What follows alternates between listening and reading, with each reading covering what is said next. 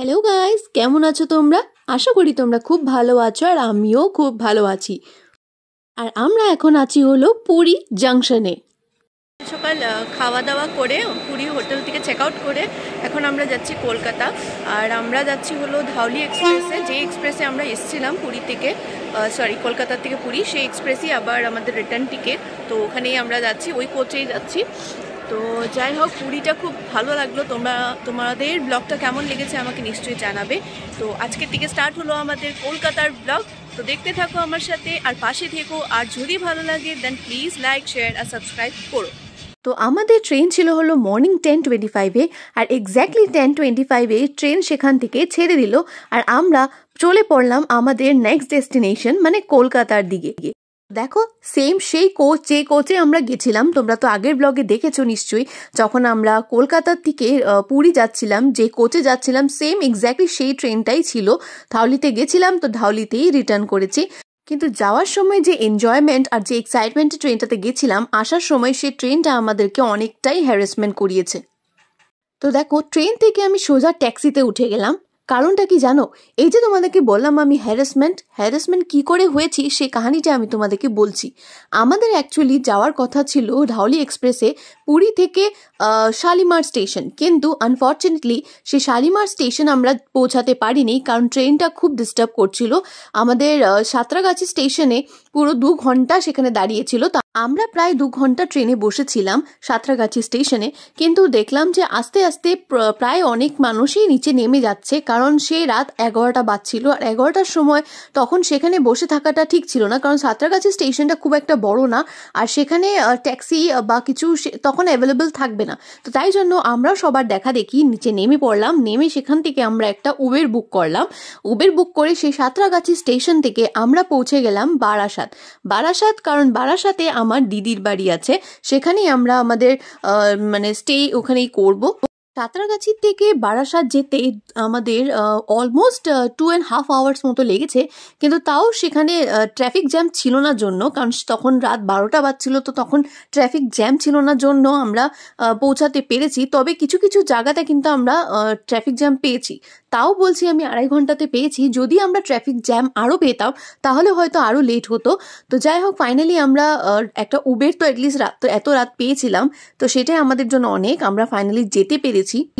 তবে আমার ইচ্ছে ছিল সাঁতরাগাছি স্টেশনটা তোমাদের সাথে শেয়ার করার, কিন্তু যেহেতু এতটাই হ্যারাসমেন্ট হয়েছিলাম আর আমরা খুব টায়ার্ড ছিলাম, আর এতটা কিছুই পাচ্ছিলাম না, না গাড়ি পাচ্ছিলাম, না উবের পাচ্ছিলাম, কিছুই পাচ্ছিলাম না। তো তাই জন্য আমরা খুবই টেন্সড ছিলাম। তো সেই জন্য আমি আর সেই মুডে ছিলাম না যে আমি কিছু একটা শ্যুট করি। তো সরি তার জন্য। কিন্তু নেক্সট যদি আমি সেখানে যাই, আমি নিশ্চয়ই তোমাদের সাথে ওটা শেয়ার করব। তো দেখো, এই যশোর রোড আমরা পৌঁছে গেছি। আর যশোর রোড থেকে বারাসাত এতটা দূর না। আর এই যশোর রোডে কিন্তু এয়ারপোর্ট আছে। সবাই যারা যারা কলকাতা থাকো তারা নিশ্চয়ই জানো যশোর রোডে হলো মেন এয়ারপোর্ট আছে। যারা কলকাতা ফ্লাইট করে আসবে সেখানে যশোর রোড থেকেই তোমাদের উঠতে লাগবে বা সেখানে নামতে লাগবে। তো তোমাদের আমি যে বললাম ট্রাফিক জ্যাম আমি কিছু কিছু জায়গায় পেয়েছি। তো দেখো, এই জায়গাটায় কিন্তু প্রচুর জ্যাম ছিল। তো সেখান থেকে ফাইনালি আমরা বেরোতে পেরেছি।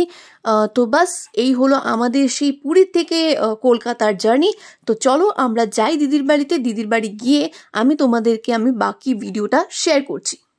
তো ততক্ষণ তোমরা আমার পাশে থাকো আর দেখতে থাকো কলকাতার রাস্তা আর এনজয় করো পুরো ভিডিওটা।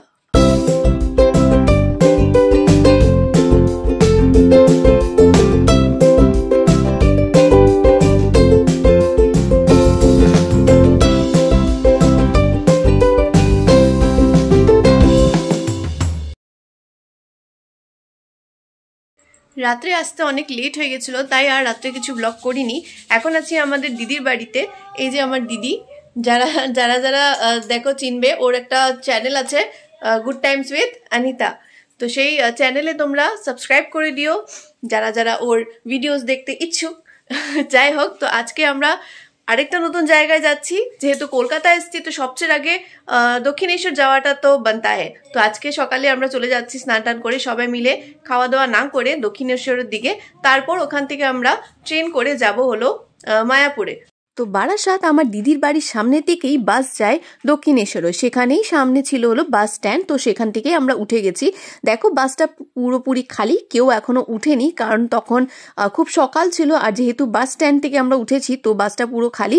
সে একটা অ্যাডভান্টেজ আমরা পেয়েছি, কারণ যদি আমরা কোনোখান থেকে মাঝ রাস্তা থেকে উঠতে লাগতো তখন কিন্তু আমাদের প্রচুর প্রবলেম হতো। চলো যাওয়া যাক মায়ের মন্দিরে, মায়ের দর্শন করতে দক্ষিণেশ্বর মন্দিরে। তো চলো পৌঁছে গেলাম দক্ষিণেশ্বর মায়ের মন্দিরে। এইটা হচ্ছে স্কাইওয়াক, কিন্তু স্কাইওয়াকের নিচে ছিল হলো ফুলের দোকান। তো সেখান থেকে আমরা ফুল নিয়েছিলাম, নিয়ে আমরা চলে পড়লাম মায়ের মন্দিরের দিকে। স্কাইওয়াকে ওঠার জন্য তোমরা 3টে রাস্তা পাবে, একটা এসকেলেটর দিয়ে, একটা সিঁড়ি দিয়ে, আর একটা লিফট দিয়ে। তো তোমাদের যার যেই সুবিধে মতো তোমরা উঠতে পারবে, আর উঠে সেই সোজা গেলেই তোমরা পেয়ে যাবে দক্ষিণেশ্বরের মেন গেট। তো এটা হচ্ছে স্কাইওয়াক, এখান দিয়ে আমরা যেতে পারবো দক্ষিণেশ্বর মন্দিরের দিকে। আর এই রাস্তাটা বানানোর পর থেকে অনেকটাই সুবিধে হয়েছে, কারণ আগে তোমরা যারা দক্ষিণেশ্বর এসছো তারা জানো যে অনেকটা ভিড়, অনেকটা ধাক্কাধাক্কি করে রাস্তা পার করে আমাদের পৌঁছাতে লাগতো মন্দিরের দিকে। তো সেটা খুবই অ্যাক্সিডেন্টাল ছিল, কিন্তু এখন এই রাস্তাটা পেয়ে খুব সুবিধে হয়েছে আর খুবই পরিষ্কার। তো অনেকে এখানে ফটোগ্রাফিও করে, আর অনেকে তোমরা দেখতেও পারবে ইউটিউব বা রিলস অনেকে এই রাস্তাটাতে বানায়। তো তোমাদেরকে দেখাই এই স্কাইওয়াকে আরো কি আছে। তো দেখো এই হচ্ছে এখানে দোকানগুলো, এখান থেকে তোমরা তত্ত্ব নিতে পারবে মাকে চড়ানোর জন্য। এখানে ফল, বেলপাতা, তারপর সাজানো তত্ত্ব, তারপর মিষ্টি, উনি, টিপ সব কিছু আছে। যার যেটা কেনার ইচ্ছে এখান থেকে কিনতে পারো। তবে আমরা তো নিচের থেকে কিনে এসেছিলাম, তো এখান থেকে আমরা আর কিছু কিনিনি। দেখো অনেকজনে এখানে, অনেকটা দোকান বন্ধ আছে, আর এখানে নাম্বারিং লেখা আছে, যে দোকানের নাম্বার তোমরা ইজিলি পেয়ে যাবে। যদি তোমরা কেউ এখান থেকে দেখে থাকো যে জিনিস পছন্দ হয়, সেই নাম্বারটা নোট করে রাখো, তোমরা এখানে এসে স্টলগুলো খুঁজলেই ইজিলি পেয়ে যাবে। তো চলো আমার সাথে দেখতে থাকো আরও কি আছে স্কাইওয়াকে।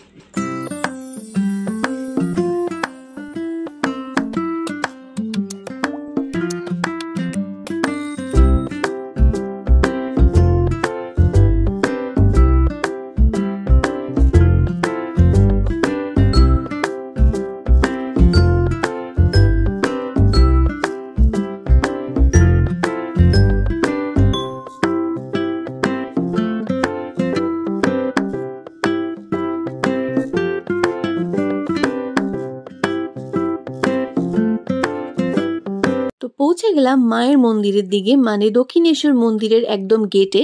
তো এখান দিয়ে ভেতরের দিকে যেতে হয়, তো এখান থেকেই আমরা ভেতরে যাব। কিন্তু আমি তোমাদেরকে বলে দিই যে ভেতরে কিন্তু আমি আর কিছু শ্যুট করতে পারিনি, কারণ সেখানে শ্যুট করা মানা আছে। সেখানে তোমরা ঢোকার সাথে সাথে ফোনগুলো কালেক্ট করে নেবে। সেখানে ভেতরে কিছু তোলা বা কিছু শ্যুট করা একদমই রেস্ট্রিক্টেড। তো তাই জন্য আমরা সেখানে, দেখো আমি তোমাদেরকে একটু ঝলক দেখাচ্ছি দক্ষিণেশ্বর মন্দিরে। আমরা একদম ভেতরের দিকে তো যেতে পারিনি, তো তাই বাইরের থেকে তোমাদেরকে মন্দিরের দৃশ্যটা তোমাদেরকে দেখাচ্ছি। দেখো এই হচ্ছে দক্ষিণেশ্বর মন্দিরের চৌড়া, আর এই যে লাইনটা দেখছো এই লাইন করেই যেতে হয় মন্দিরের দিকে। আর এই লাইনের যাওয়ার আগেই সেখান থেকে ফোনগুলো তোমাদেরকে জমা দিয়ে দিতে হবে। তো চলো মন্দির দর্শন করে আসি, তারপর কথা বলছি। আমাদের মন্দির দর্শন করা হয়ে গেছে, এখন আমি তোমাদেরকে একটু মন্দিরের আশপাশটা ঘুরে দেখাই। তো চলো সঙ্গে থেকো, পাশে থেকো, আর দেখতে থাকো দক্ষিণেশ্বর মন্দিরের চারিপাশটা।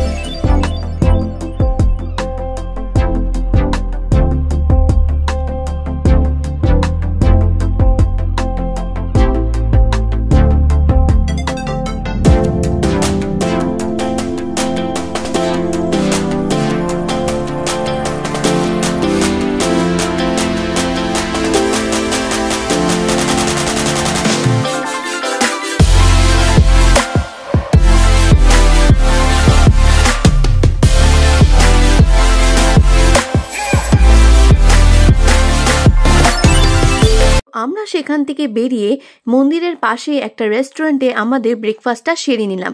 এটা হচ্ছে রেস্টুরেন্টটা যেখানে আমরা খাওয়া দাওয়া করতে এসেছিলাম। এখানে পুরি সবজি আমরা নিয়েছিলাম। তো দেখো এখানে তোমাদের মেনু লিস্টটা দেখায়। এখানে শুধু পুরি সবজি না, এখানে থালি, ফিশ থালি সব কিছুই পাওয়া যায়। তো আমরা এখানে বসে গেলাম আমাদের ব্রেকফাস্ট করতে। আর ব্রেকফাস্টে চলে আসলো বুটের ডাল আর পুরি। এখানের পুরি সবজিটা আমার দারুণ লেগেছে। তো তোমরা যারা যারা মায়ের মন্দিরে দর্শন করতে আসবে সেখানে নিশ্চয়ই তোমাদের পুরি সবজি ট্রাই করে দেখো, আর সাথে তোমরা থালিও ট্রাই করতে পারবে। তারপর আমরা পৌঁছে গেলাম ফেরি লাইনের দিকে। সেখান থেকে আমরা টিকিট কেটে যাব হলো বেলুড় মঠ। তো সবাই মিলে আমরা সেখান থেকে টিকিট কাটলাম। টিকিট কেটে আমরা লঞ্চে যাওয়ার জন্য রেডি হলাম। তো দেখো এই হচ্ছে প্রসেস। এখান থেকে তোমাদের টিকিট কেটে এখানে স্ক্যান করতে হয়, তারপর দরজা খুলে, আর তারপর তোমরা ভেতরের দিকে যেতে পারবে।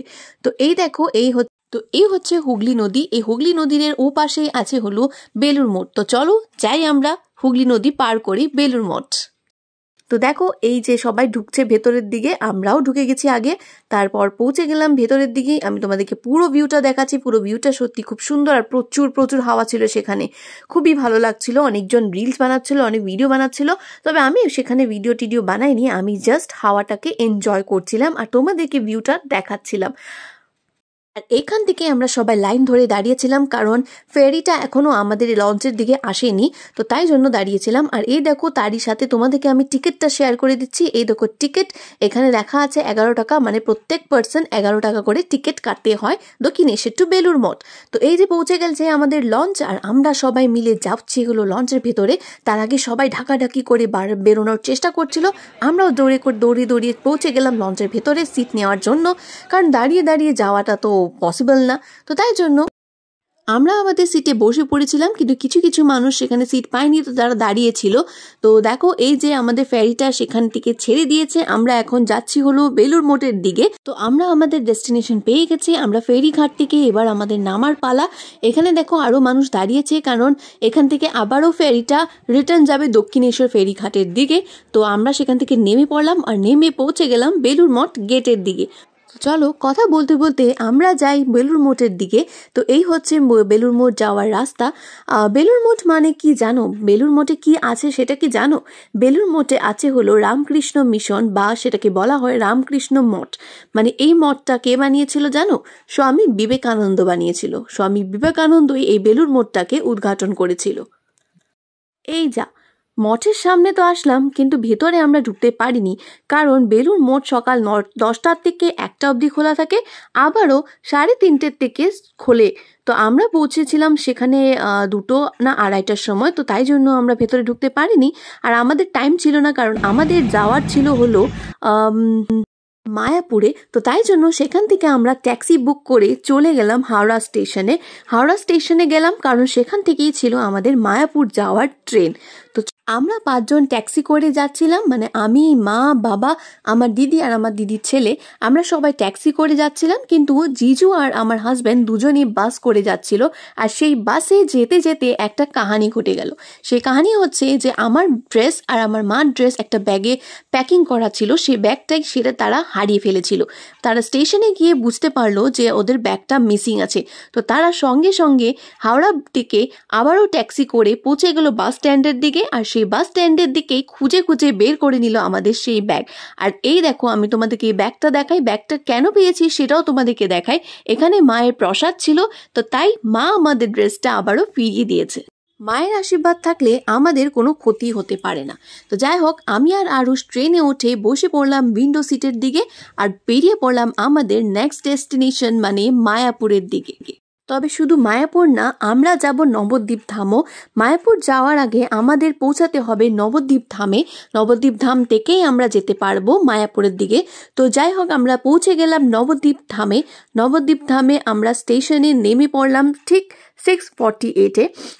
আমরা ট্রেনে উঠেছিলাম হলো 4:30-তে। তো অলমোস্ট আমাদের নবদ্বীপ পেতে 2.5 আওয়ার্স লেগেছে। তো যাই হোক, চলো আমরা বাইরের দিকে যাই। বাইরের দিকে গিয়ে আমরা কিছু একটা ব্যবস্থা করি, কারণ সেই রাতটা আমাদের নবদ্বীপে থাকতে হবে। তো সেখান থেকে বাড়িয়ে সামনে তোমরা অনেকটা অটো, রিক্সা সব কিছু পাবে। তবে আমরা কিন্তু রিক্সা বুক করেছিলাম, কারণ অটো বুক করিনি। অনেকগুলো রিক্সা সেখানে এসে দাঁড়িয়েছিল, তো আমরা সেই রিক্সা করি। সেই নবদ্বীপের রাস্তা কিন্তু রিক্সাতেই বেশি প্রেফারেবল সেটা কিন্তু আমি তোমাদেরকে বলে দিতে পারি। তো চলো রিক্সা শেয়ার করা যাক আর যাওয়া যাক আমাদের নেক্সট ডেস্টিনেশনের দিকে। আর চলো যাই দেখি কোন হোটেলে আমরা থাকতে পারি। এক দুটা হোটেল দেখার পর আমাদের ফাইনালি পছন্দ হলো একটা হোটেল, সেখানে আমরা আমাদের থাকার জায়গাটা ফিক্স করলাম। তো এই যে এই হোটেলেই আমরা ছিলাম, দেখো আমি তোমাদেরকে রুমের শেয়ার করাই। এই একটা রুম, এই রুমে ছিল ছেলেরা, মানে বয়েজদের রুম ছিল এটা, মানে বাবা আর আমার হাজব্যান্ড আর আমার জিজু এই রুমে ছিল। দেখো রুমটা খুবই পরিষ্কার আর খুবই সুন্দর। আর এই হচ্ছে আমাদের রুম, মানে আমি, মা আর আমার দিদি এখানে ছিলাম। এখানে টিভি আছে, বড় একটা আয়না আছে সুন্দর একটা, তারপর ওয়ালগুলো দেখো কি সুন্দর পেইন্ট করা। এই যে ফ্যান, উপরে ফ্যানের জায়গাটাও খুব সুন্দর, আর এখানে পর্দা লাগানো আছে, আর অনেক বড় বিছানা আছে, আর কি সুন্দর করে সেগুলো ভাঁজ করা আছে। তো দেখো এসিও আছে এখানে, গরম দিনেও তোমরা এখানে আরামসে থাকতে পারবে। তো যাই হোক, এইখানে রেটটা আমি তোমাদেরকে বলে দিই। এই হোটেলের রেট হচ্ছে তোমার পার রুম 1200, পার রুম বলছি ভুল, এই আমরা যে রুমটায় ছিলাম সেই রুমটা ছিল 1200, আর আরেকটা যে রুম ছিল যেটা ছোট ছিল, বাবারা যেখানে ছিল সেই রুমটা রেট ছিল 700। তো মোটামুটি আমরা রিজনেবল প্রাইসেই বলতে পারো পেয়েছি, কারণ সেই জায়গাতে এত সুন্দর একটা রুম পাওয়াটাই বড় কথা। তারপর আমাদের পরিষ্কার পরিচ্ছন্ন সেটাও তো দেখতে হয়, তো তাই জন্য রুমটা আমার খুবই পছন্দ হয়েছে। তো তাই আমরা রুম ব্যাগ ট্যাগ রেখে আমরা বেরিয়ে পড়লাম নবদ্বীপ জায়গাটা একটু ঘুরতে। তো সেখানে একটু আগে গিয়ে আমরা পেয়ে গেলাম আমাদের ফুচকা হল, আর এই ফুচকা খুবই টেস্টি ছিল। তো যারা যারা এখানে আসবে এই ফুচকাটা নিশ্চয়ই ট্রাই করবে। তো যাই হোক, আজকের ব্লগটা আমি এখানেই শেষ করছি। Till then stay tune with me. আর ব্লগটা যদি ভালো লাগে দেন লাইক, শেয়ার আর সাবস্ক্রাইব করতে একদমই ভুলবে না। তো চলো bye bye, see you in our next blog. Wait, যাওয়ার আগে তোমাদেরকে আমি আমার হোটেলের বাইরের ভিউটাও দেখিয়ে দিই। তো দেখো এই হচ্ছে আমার হোটেলের বাইরের ভিউ। যারা যারা নবদ্বীপ আসবে হোটেল নীলিমা তে নিশ্চয়ই থাকবে, কারণ এখানের রুমটা সত্যি খুব দারুণ আর খুবই কমফোর্টেবল। তো তোমরা এখানে আসলে আরামসে থাকতে পারবে। তো চলো বাই বাই, সি ইউ।